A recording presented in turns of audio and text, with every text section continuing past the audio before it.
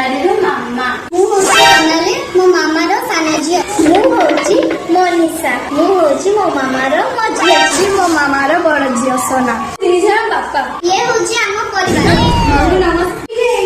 हां तो मां कोडे गला की तो मां डाकी दे मामू बहुत दिन बरे आसीछु हां परा तो कथाटा मने पडिले बेस तो आसी जदी आटी बस सोना आछि की मार काम सी मुझे सोना सहित पाठ पढिबाकू जाइछा से घरे काम करछि बा तोरा परीक्षा अछि ए रामा से कामडा करियो ना अभी मु डायरेक्ट कोनी तू कोन आउरी बड़ झियो पाठ पढु करिबी बा तार कहउछन्ती पाठ पढियाकू तू से पाठ पढ छाना कथा मानिबिनी मामा मौसी आसिलेनी वाह आज मोर भाई भौणी दी जण केमिति आसिलु तो बड़ झियो बाकरा झियर पुणी बाहागर मु सोनार पीसा तमे आसी बाहागर ठीक कर साइले प्रस्तावटा भल मिलछि आ कथा छुआ गोटे पाठ पढुची तमे ताकू बाहागर सांग हे जल्दी बाई आइछ पाठ तो पढी पाइ सोना बारे रे हां पिसा नमस्कार आपण आसନ୍ତି ठी मो झियो बाहागर कर दे एते शीघ्र तो पाठ पढी पारलानी बाबा भारी मन दुख होला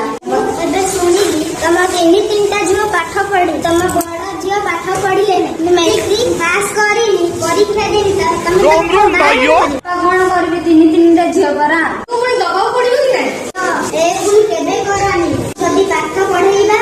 ताहेले तम तीनी झियो रत्न बनि जिबे चिंता करियोकु पडिबनी मो झियो केमती ऑफिसर हेची झियो पाठ पढिबो मझिया झियो पाठ पढिबो साना झियो भी पाठ पढिबो सत कथा कहले पिसा मु आ झियो बाहागर करिबिनी तमे काम कर घर काम छुआ माने शिखिबा कथा पाठ पढ़ा बंद करी काम कराओ से जानिले रे तो बाहागर आ होबनी ओ भलेला हम दीदी हम पाखरे पाठ पढिबो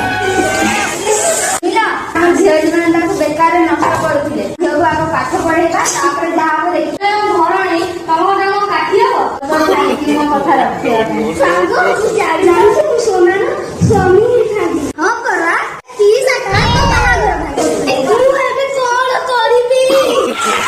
no no no